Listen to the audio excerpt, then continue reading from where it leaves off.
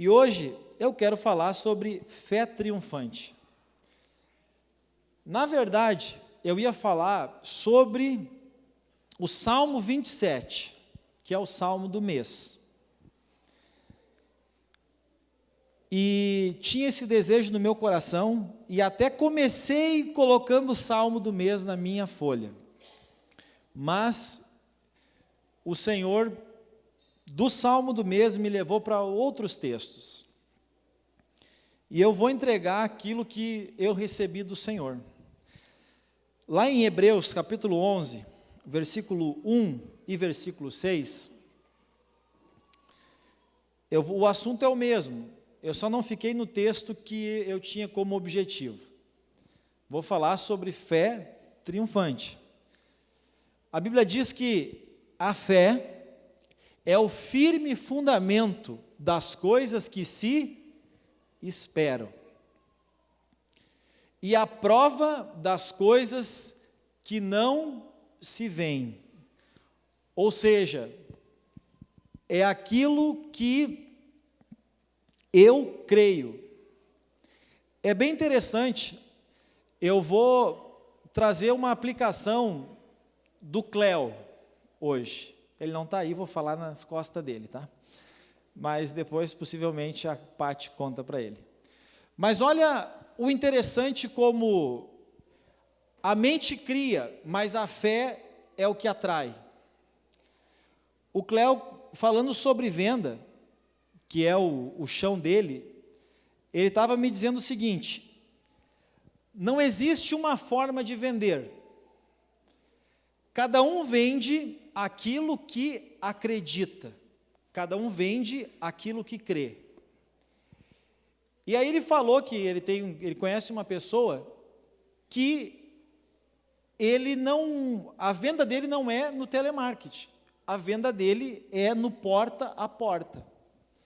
Se chegar uma pessoa e dizer para ele que para esse conhecido dele, eu sou um bom vendedor de telemarketing, o cara vai dizer assim, então procura outro lugar para trabalhar, porque para trabalhar comigo, tu tem que ser um bom vendedor porta a porta. E o cara vende extremamente bem porta a porta. Mas tem outras empresas que vendem maravilhosamente bem telemarketing.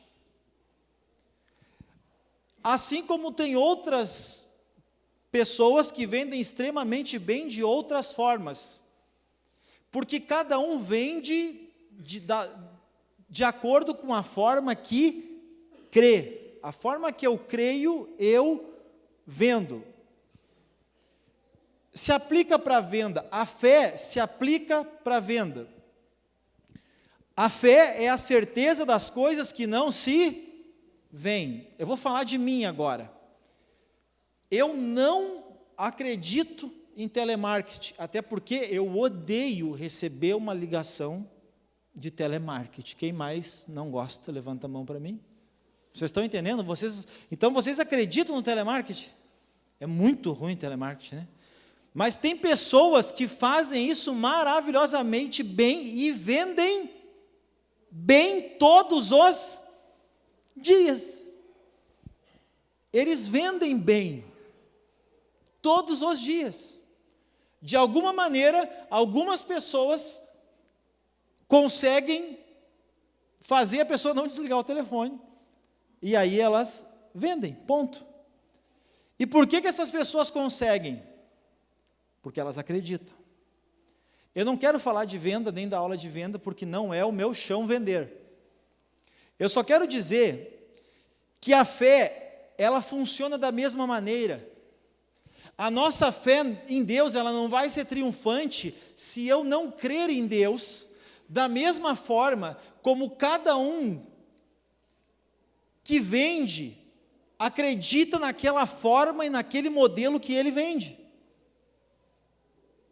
Eu tenho que definir uma forma de crer no meu Deus. A Bíblia diz assim, a fé que tu tens, tenha para ti mesmo. Quer dizer assim, a forma que eu creio é diferente da forma que o Luiz crê, que a forma que o Xando crê, que a forma que o seu Velfares crê, que a forma que o Rafa crê, que a forma que o Alex crê, mas cada um de nós deve desenvolver a nossa fé.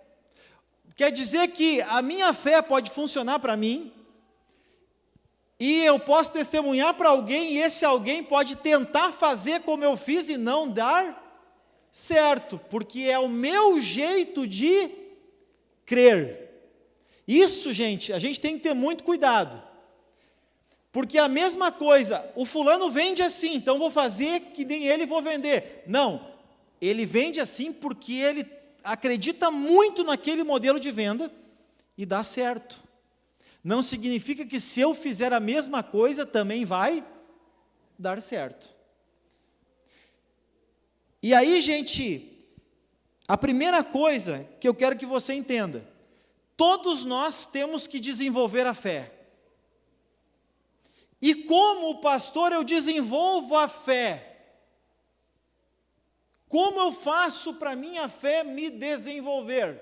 Cada um vai desenvolver do seu jeito, mas só existe uma coisa que desenvolve a fé. Está lá em Romanos 10 e 17.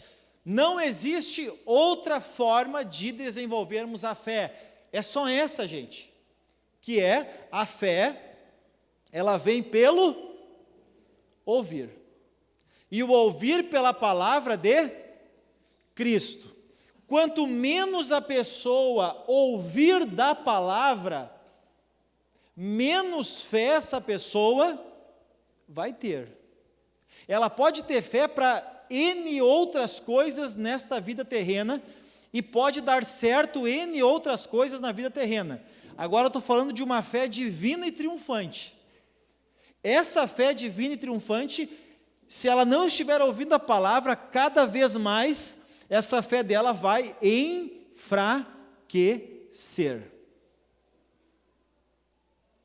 Vai enfraquecer. É necessário, aliás, é vital. A sua fé, ela depende deste expediente e de outros expedientes que você tire para ouvir a palavra. É vital. O membro nosso, ele pegou o hábito agora de adquirir as mensagens. Pegou o hábito. Então ele vem na igreja, mas ele adquire as mensagens e aí ele viaja para cá, viaja para lá e ele está escutando, E aí ele começa a me mandar, pastor, tu disse isso. É muito interessante.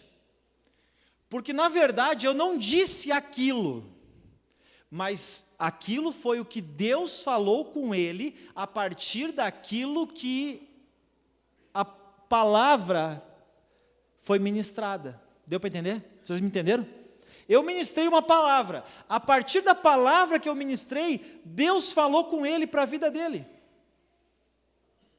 E aí ele fala umas coisas que eu fico pensando assim, não, mas eu não disse isso. Eu fico pensando, mas eu entendo logo, né? Eu não disse isso. Eu não dei isso, mas ele tirou aquilo como direção para a vida dele.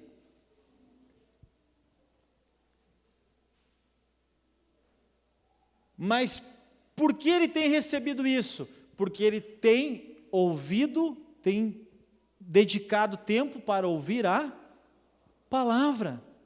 A palavra não é minha. As aplicações que eu dou não são minhas.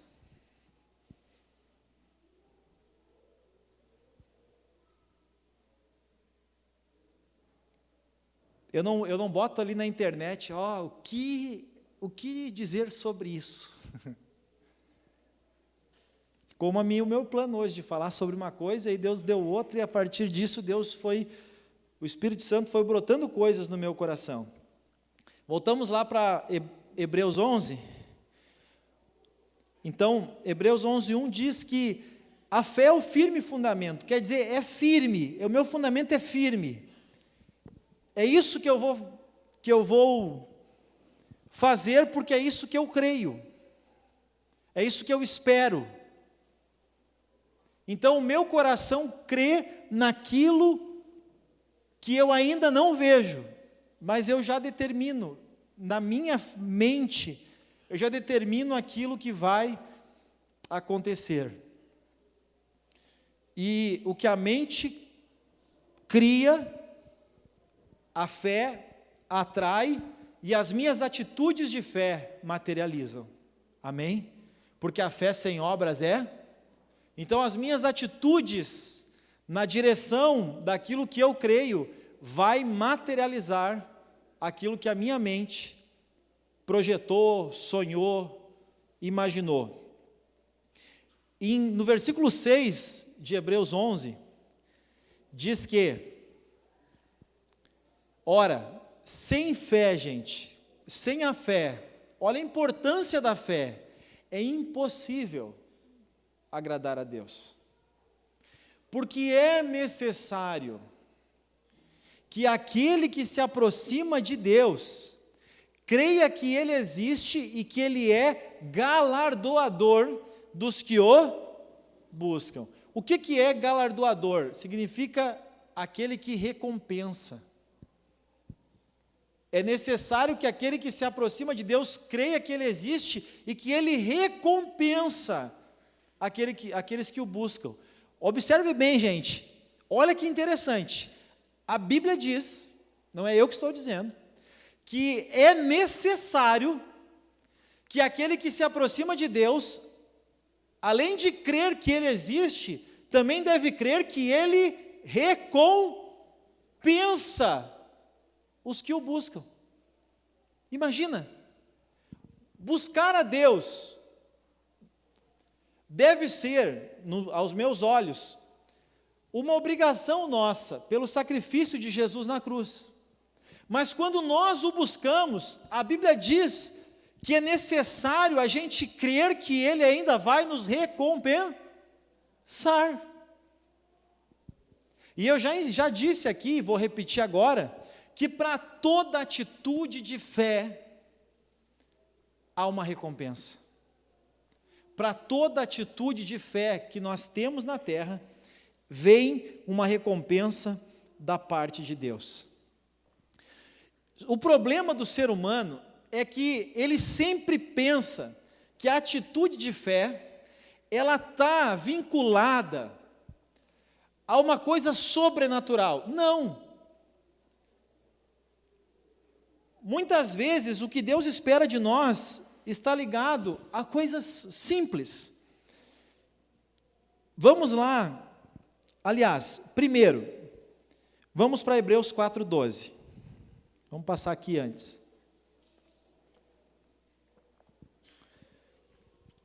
Porque a palavra de Deus, ela é o que, gente? Viva. Então não importa, se você estiver aqui no culto, às vezes as pessoas pensam assim, o pastor pregou para mim. O pastor sabia do meu problema. Isso acontece seguido.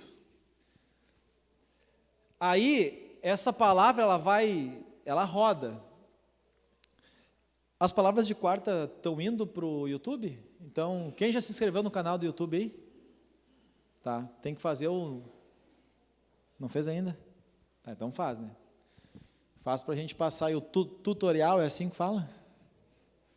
Então, para domingo nós temos isso aí, tá? Domingo a gente mostra aí como é que se inscreve no canal do YouTube. Eu já estou inscrito agora? A minha conta é o canal. Então estou inscrito, viu? Eu sou o canal. Viu? Então, dá para ver que eu entendo do negócio, né?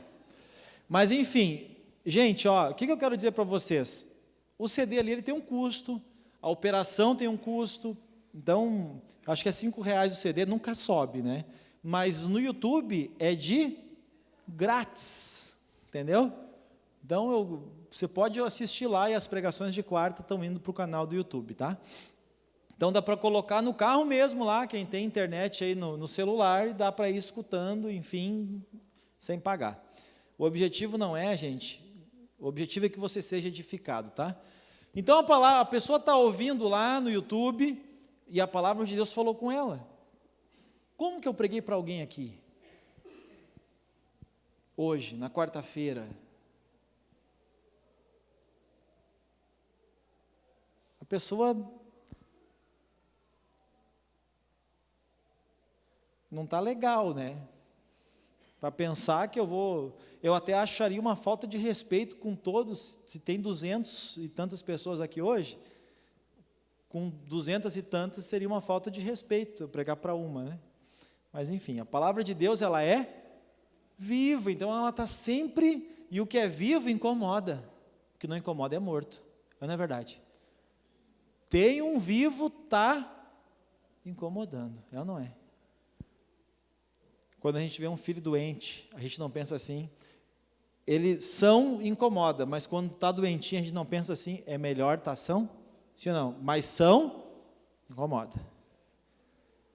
Então o morto não incomoda.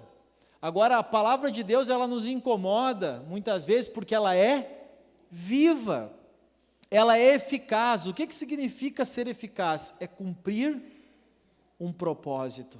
Uma pessoa eficaz é aquela pessoa assim, tarefa dada, cumprida.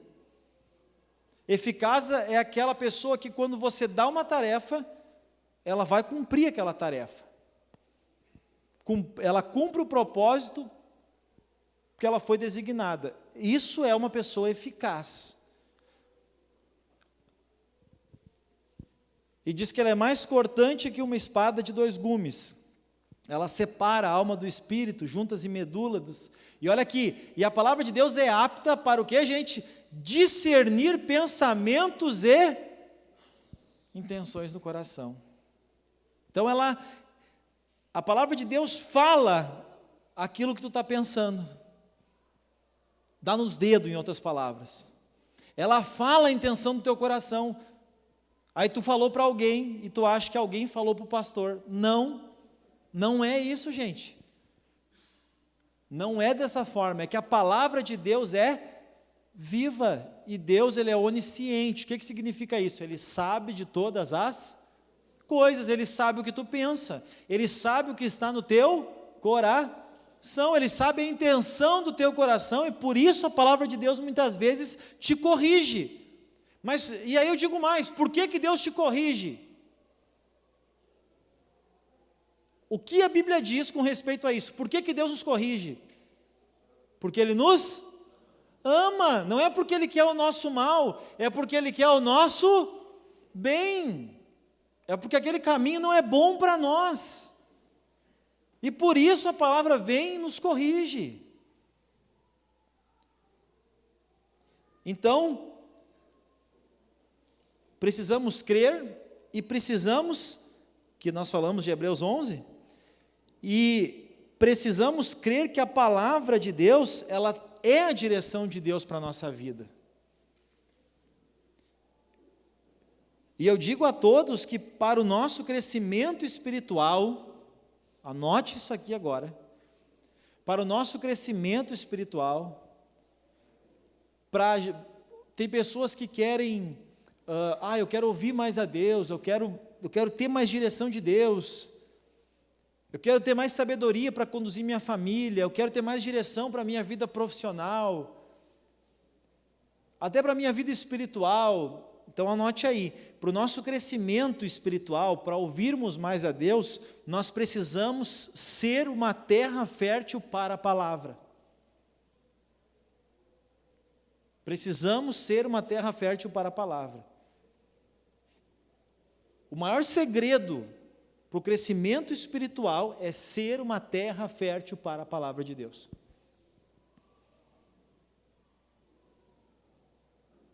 E tem muita gente que não valoriza isso. Quer ver? Vamos lá para Mateus 13, a partir do 1.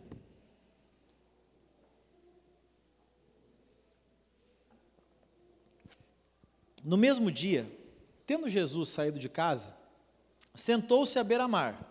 Agora observe bem o que vai acontecer aqui. Reuniram-se diante dele, a ele, grandes, o que, gente? Observe bem o versículo 2, e você vai se escandalizar, não, você vai surpreender no 10.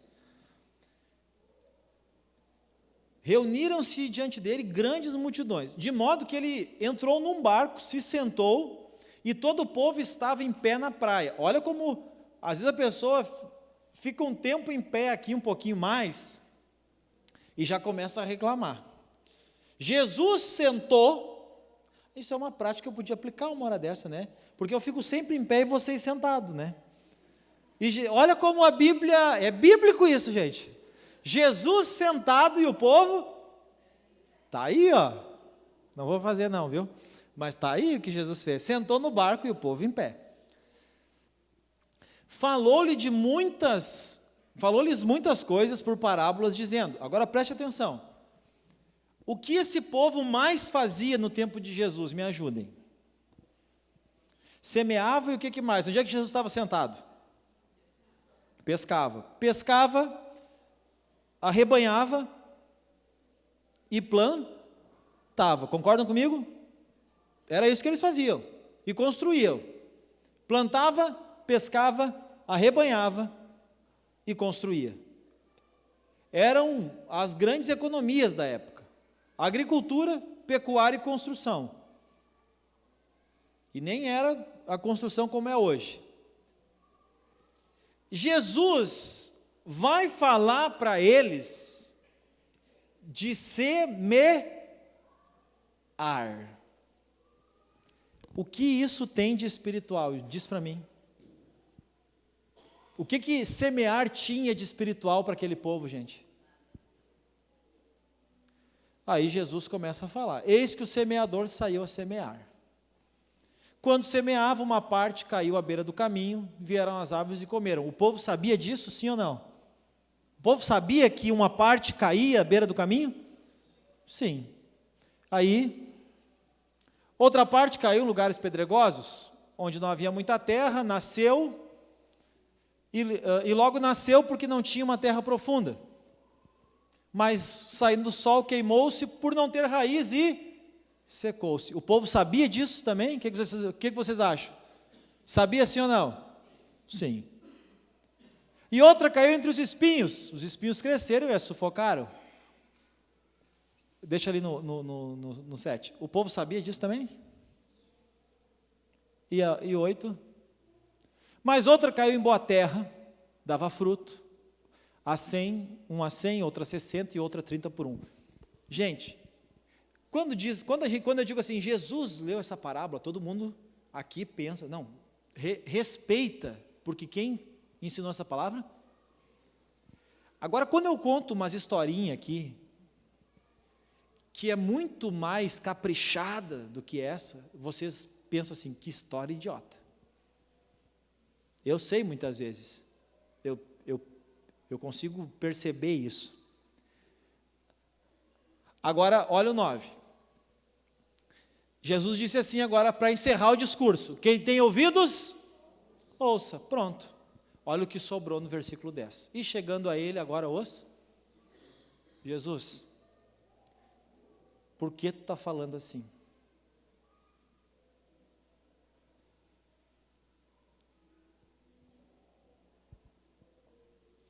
O que isso tem a ver? O que estava diante de Jesus mesmo? Quantos estavam diante de Jesus? Multidões. As pessoas vêm para a igreja querendo só os milagres, mas não levam a sério o que a palavra de Deus ensina. As pessoas vêm para a igreja querendo que Deus resolva as más escolhas, a má administração, a má gestão da vida delas. Essa é a verdade. Passam uma vida fazendo escolhas, decisões erradas, e depois querem que Deus resolva. Mas não querem o ensino da palavra. E por que não querem o ensino da palavra? Porque a palavra nos confronta a uma mudança de vida, a uma mudança de práticas, a uma mudança de hábitos, a uma mudança de cultura, há uma mudança de postura, há uma mudança de atitudes, há uma mudança de caminhos. A palavra nos adverte a deixar tradições, a vencer legados, a abandonar vícios, a deixar práticas, a deixar vínculos e tantas outras coisas que não agradam a Deus. A palavra ilumina, amém? Mas vamos para o Salmo 27, versículo 1. O que o Salmo 27, 1 disse? Ele fala de uma fé triunfante, mas como é que começa? O Senhor é a minha luz. E a luz ilumina, a luz mostra. A luz não limpa, a luz mostra a sujeira. A luz não me conduz, mas ela ilumina o caminho para que eu ande nele. Amém? A luz não me conduz, ela só me mostra aonde não está a cadeira. A luz me ajuda a não tropeçar de novo, a não errar de novo. Isso que a palavra de Deus faz. Só que a pessoa, ela vai trombando. Aí vem a igreja e quer que Deus seja o milagre. Ele quer esfregar a lâmpada, sabe? Na igreja, e quer que saia o anjo e ele diga, faça isso. Escolhe o que tu quer. Lembra do Aladim? Bem assim, eu quero que o Senhor tire fulano da minha vida. Quem colocou? Quem colocou Ismael na vida de Abraão? Foi Deus ou foi ele mesmo? Quem teve que tirar Ismael da vida dele? Ele mesmo. Quem colocou Ló na vida de Abraão? Foi Deus ou foi ele mesmo? Foi ele mesmo. Quem teve que tirar? Ló, escolhe um lado. Ele brigou com Ló? Não, ele só disse, Ló, escolhe um, o lado que tu for, eu vou ir para o outro. Ele não deixou de ser tio, amigo de Ló, só que, Ló, tu vai para um lado, eu vou para o outro. O grande problema do povo brasileiro é esse, é essa dificuldade de desenvolver uma fé genuína, uma fé pura. A fé brasileira é uma fé mística, é uma fé cheia de sincretismo, é uma fé cheia de mandinga, é uma fé que acredita numa porção de coisas, é uma fé que se apega a N detalhes, não é uma fé pura na palavra. É uma fé cheia de agrotóxicos.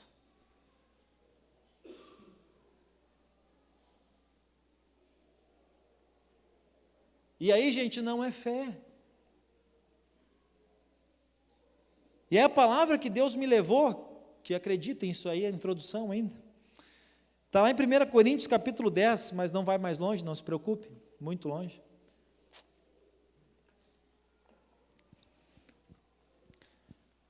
Paulo diz aqui, é interessante, gente, e aos que são um pouquinho mais leitores, a Bíblia ela nunca é um texto isolado, tá? O livro de 1 Coríntios, aqui, o texto que nós vamos ler, ele não é 1 Coríntios 10, é uma carta de 1 Coríntios, e eu não vou poder falar da carta de 1 Coríntios, mas eu só consigo explicar esse texto bem porque eu conheço a carta. Aqui Paulo diz assim, eu não quero irmãos porque era a igreja. E eu sempre digo que a Bíblia foi escrita para o povo de Deus, não foi escrito para quem não quer compromisso, para quem não vem à igreja, não, porque a igreja é um hospital, e nós viemos à igreja para que a palavra de Deus nos oriente, nos corrija, nos confronte, realmente ela seja remédio para a nossa vida, amém? Não quero, irmãos, que ignoreis o que aconteceu com os nossos pais, aqui no sentido de antepassados, ele vai voltar lá em Moisés, todos estiveram debaixo da nuvem, todos passaram pelo mar. Na nuvem e no mar, todos foram batizados em Moisés. Todos comeram do mesmo alimento espiritual. Beberam todos da mesma bebida espiritual. Porque bebiam da pedra espiritual que os acompanhava, e aquela pedra já era Cristo. Porque a pedra, gente, a pedra que os acompanhava, ela produzia água. Era uma rocha. E água, para eles, era salvação. Por isso que a pedra era Cristo. Porque sem água ninguém vive. Agora preste atenção. Paulo está dizendo o seguinte: Deus cuidou, Deus salvou a todos, Deus tirou todos do Egito. Agora todos estavam sobrevivendo no deserto, mas Deus não se agradou da maior parte deles. Essa foi a razão pela qual ficaram prostrados no deserto, morreram no deserto. Ora, estas coisas nos foram feitas, aconteceu, e daí Paulo está trazendo, para exemplo, a fim de que, agora Paulo vai trazer 5 problemas que aquele povo tinha, e que a igreja de Corinto tinha, e que eu encontro na nação brasileira. Lembra que eu falei quarta-feira passada? Ah, pastor, tu fala muito da nação, mas dá para trazer da nação para o individual, porque talvez alguém aqui não seja brasileiro, mas deve ser de uma nação aqui perto. Então a cultura se assemelha em muitos aspectos. O primeiro problema que Paulo via, a cobiça. E não cobicemos as coisas más como eles cobiçaram. Que coisas más eram essas? O povo que saiu do Egito, lá eles tinham algumas práticas, lá eles viviam sem lei, porque Deus deu as leis para Moisés. Então eles receberam as leis no deserto. Era um povo meio sem lei, um povo meio largado, um povo meio sem compromisso, mas que estava sofrendo tanto que clamou e Deus ouviu. Deus continua o mesmo. O povo clama e Deus usa de misericórdia.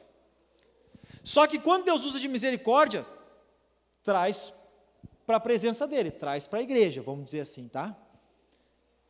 E aí, apresenta a palavra. A palavra é a lei. Porque um dos sinônimos da palavra de Deus é lei.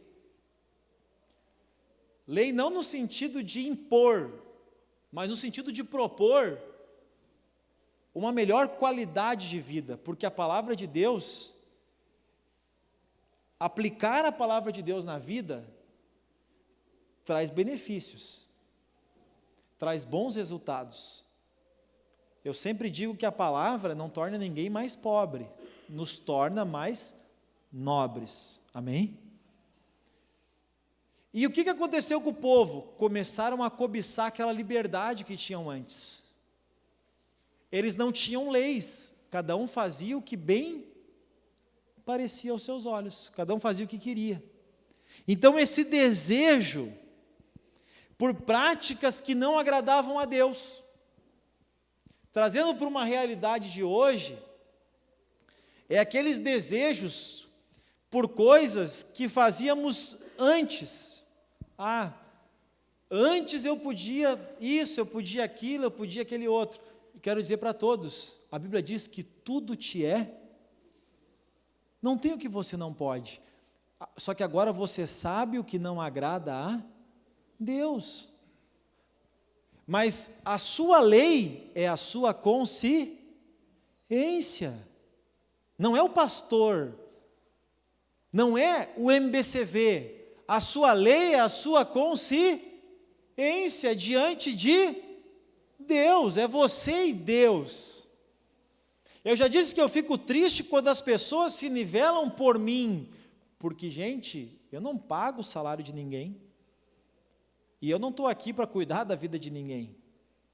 O que cada um faz, faz para si, porque faz diante do Não adianta você cuidar de mim e Deus está te vendo, porque quem é galardoador é quem te recompensa é o Senhor, não sou eu. Você tem que temer, e temer é ter um profundo sentimento de respeito por Deus e não por mim. E Deus está te vendo todos os dias, em todos os lugares. O povo começou a cobiçar, e foi uma das causas pelas quais não prosperaram. O segundo ponto, são 5. Não vos torneis, pois, idólatras, como alguns deles. O que é a idolatria? Porque todo ser humano, ele tem essa tendência de criar para si um ídolo. E às vezes não é a gente fala em ídolo, pensa logo num cantor, num ator. Eu nunca tive um cantor que eu idolatrei, nunca. E também apesar de gostar muito de futebol, nunca tive um jogador, acho que eu nunca tive um ídolo, alguém que eu idolatrava. Esse problema eu nunca tive, de ter um ídolo, uma pessoa. Mas, com certeza, eu tive esse outro, porque ídolo é aquelas coisas, ou pode ser aqueles seres humanos, que você idolatra. Porque isso faz você quebrar o primeiro mandamento. O que você idolatra é aquilo que furta o primeiro lugar de Deus na sua vida. Aquilo que você valoriza demais, furta o lugar, o tempo e a sua dedicação a Deus, é um ídolo. Aquilo que você valoriza demais, rouba, furta o teu tempo, a tua dedicação, o teu amor, o teu zelo, toma o lugar de Deus na tua vida. E pense comigo, gente, quando eu falo Deus, eu não falo estrutura de igreja, não, eu falo Deus. Deus, realmente a sua vida espiritual, ok? Quando furta, é porque é uma idolatria. E isso foi um outro causador da queda do povo. E, gente, deixa eu falar uma coisa para vocês aqui. Quanto maior o desígnio de Deus, deixa eu falar uma coisa aqui. Quanto maior o desígnio de Deus na vida de uma pessoa,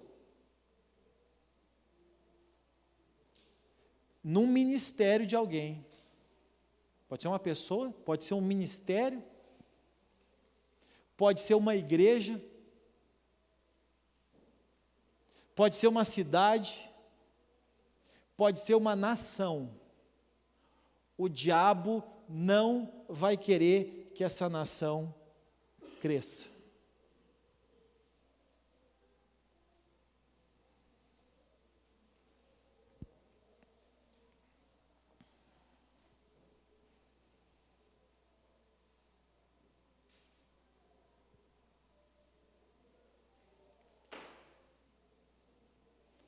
Eu digo para todos aqui, várias pessoas me perguntaram, eu não sou hipócrita, eu fiquei 2 semanas nos Estados Unidos, eu não troco pelo Rio Grande do Sul. Lá é melhor, sabe o que é melhor lá? O governo. Porque o Brasil é mais rico e teria condições de nos dar condições melhores, não fosse a nossa cultura. Amém?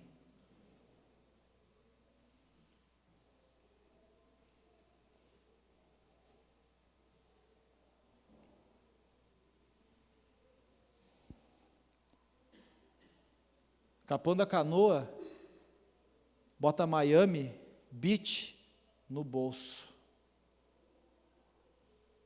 No bolso.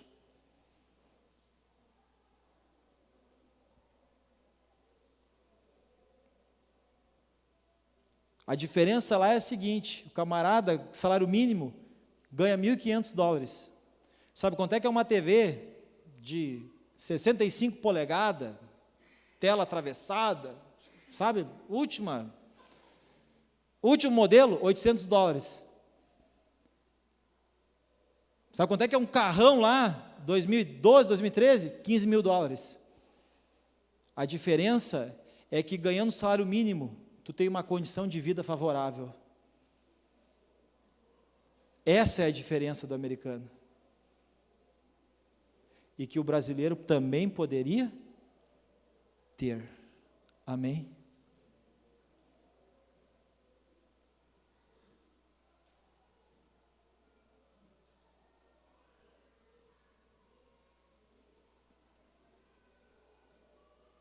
O problema do Brasil é a cultura brasileira.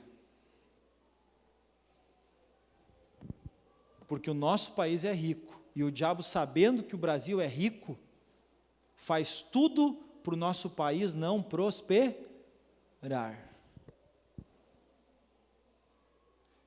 O diabo faz isso com o país, faz isso com uma cidade, faz isso com uma igreja.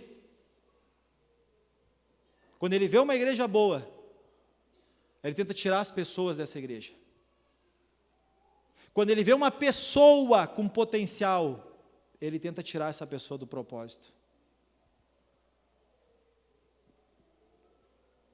Amém? E como? Levando, não pense, gente, se o diabo aparecer aqui agora, na tua frente, o que tu faz? Te agarra em Jesus na hora. Sim ou não? E faz, e ora feito nunca orou na vida, e faz tudo que a mandinga que já conheceu.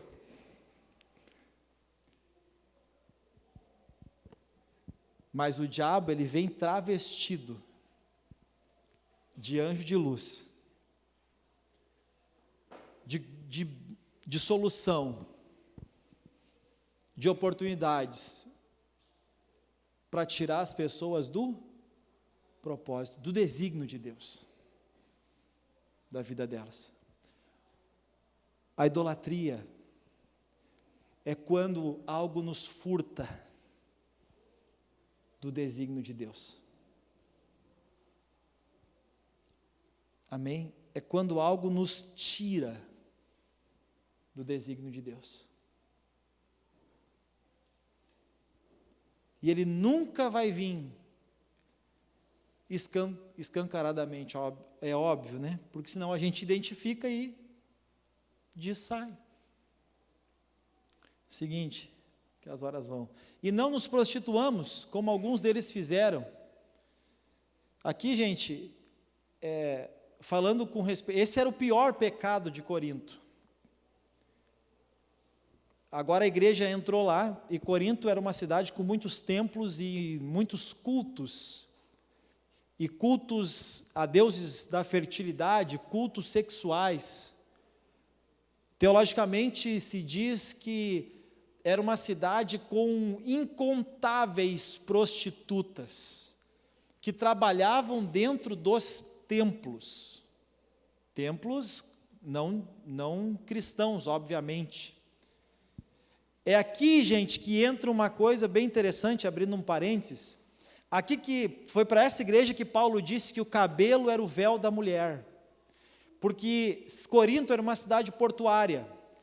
E com os navios vinham pragas. E o piolho era uma praga que vinha, muito comum de navio. O que era comum quando aportavam os navios? Os homens procurarem as prostitutas. Então as prostitutas, elas pegavam muito piolho, e o que elas faziam? Cortavam os cabelos curtos. Aí Paulo diz para as cristãs se diferenciarem, que elas não deveriam cortar o cabelo, e ele diz que o cabelo é o véu da mulher, e aí isso acaba se estabelecendo como algo doutrinário em algumas igrejas, tá? Mas tinha essa peculiaridade nessa igreja, mas a cidade de Corinto era uma cidade tomada de prostituição. Ou seja, as pessoas elas se davam a relacionamentos sexuais abertamente. E Paulo vai combater isso dentro do cristianismo. Vai dizer assim: cada homem com a sua mulher. Ponto. Teu negócio é na tua casa e deu. Ele vai fazer esse combate constantemente na igreja. Ele vai defender a família, ele vai defender o casal, ele vai defender essa parte. Trazendo para nós, eu vejo que o Brasil, e agora talvez o mundo, ele se deixou levar para a promiscuidade. O que é promiscuidade? É uma palavra que eu uso muito e o Espírito me alertou a dizer para a igreja o que é isso. É quando as pessoas, elas se dão em relações sexuais. Porque antigamente, no meu tempo, ficar era beijar, na minha época. E eu não sou tão velho assim, tá? Hoje, os adolescentes, espero que os nossos não, a ideia é que não, mas se sabe que, mas nas escolas hoje, ficar já inclui relações sexuais, e cada vez isso está entrando de uma forma, numa idade mais nova. Isso quer dizer, então os jovens eles vão se relacionando sexualmente com vários parceiros. Isso é promiscuidade, você ficar se dando em relações sexuais com várias pessoas. Esse era o problema, eles não viam isso como um pecado, porque era comum, tinha prostituta nos templos e nos bordéis. E aí Paulo diz, gente, isso não pode no meio do cristianismo. Se eles fazem, nós não podemos aceitar, nós não podemos fazer. Homens vão para suas casas, no nosso caso não é os homens, não devem ser, é os nossos adolescentes. Adolescentes, nós não vamos aceitar. Amém? É isso que Paulo está combatendo. Vamos adiante? E não tentemos ao Senhor, como alguns deles tentaram, e pereceram pelas serpentes. Como que eles tentaram? Eles colocaram Deus à prova, eles começaram a Deus não nos deu isso, Deus não fez aquilo. Ele fez uma comparação quando o povo estava reclamando que não tinha água, quando o povo estava reclamando que não tinha comida lá no deserto. Começaram a provar, Deus nos tirou de lá para nos dar isso aqui. Começaram a reclamar e não valorizar a obra que Deus tinha feito na vida deles. O que Deus tem nos ensinado aqui a cada culto? A gratidão. O povo se tornou ingrato. Olhe para trás, gente. Olhe para trás. Olhe como era a sua vida e a sua família. Você que praticou. Quem não praticou, eu não posso dizer nada. Mas quem já praticou o ensino que essa igreja recebe, quem serviu nas oportunidades que teve, olha o que Deus fez na sua vida, não seja ingrato. Estou falando de coração para todos aqui, não seja ingrato. Porque o povo ingrato pereceu.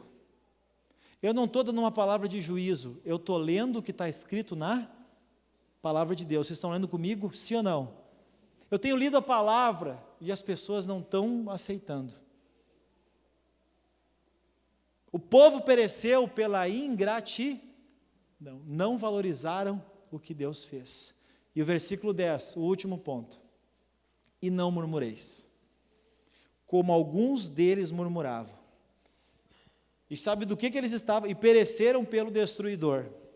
E sabe do que eles estavam murmurando? do ensino do apóstolo Paulo.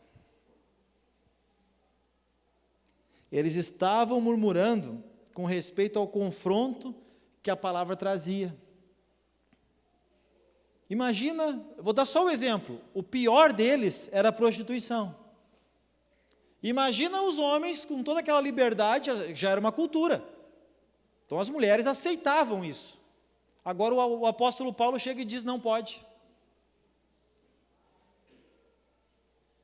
Conseguem? Estão entendendo o que eu estou dizendo, gente? Amém ou não amém? Agora Paulo chega e diz: não pode. É confrontador, gente. E aí o que o povo começou a fazer? Murmurar. A idolatria, certamente as mulheres eram idólatras, porque tinham vários templos lá. Paulo chega e diz: você tem o teu Deus? Não pode. Não pode murmurar. E olha aqui, não pode murmurar da palavra que eu trago. Ele falou aqui: não murmureis como eles murmuraram de Moisés. Essa foi a final. Moisés foi muito inteligente, eu nunca tinha pensado nisso. Ele encerrou dizendo: o povo murmurou e pereceram pelo destruir. E de fato isso aconteceu. O povo murmurou e pereceram. Não murmure da visão. Não murmure. O pastor Lei trouxe uma palavra sobre a autoridade espiritual. Não murmure do seu pastor. É o que tem, gente. Amém? É o que tem.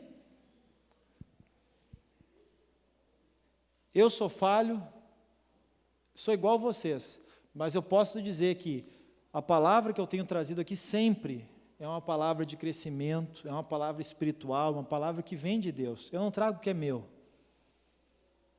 Os meus defeitos eu deixo do pátio da igreja para fora. Amém?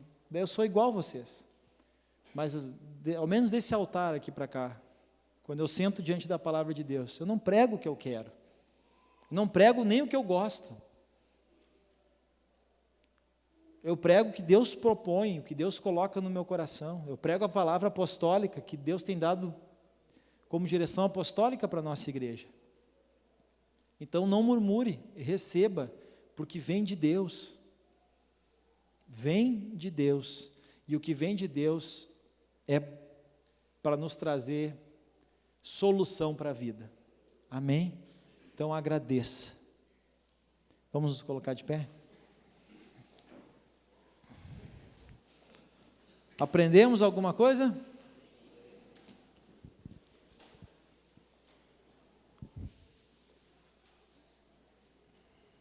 Como diz o apóstolo Paulo aos Coríntios também, ele diz: o que eu recebi do Senhor, eu também vos entreguei. Agora, gente, a responsabilidade mudou de lado. Mas eu identifico, de novo eu digo, e vou continuar dizendo enquanto Deus não tirar do meu espírito, eu identifico essas coisas em nós como nação, não em vocês como igreja, mas em nós como nação. E olha aqui, gente, que bom que Deus está nos mostrando isso, porque não é eu. Gente, se eu olhar de onde eu vim, eu não enxergava um palmo.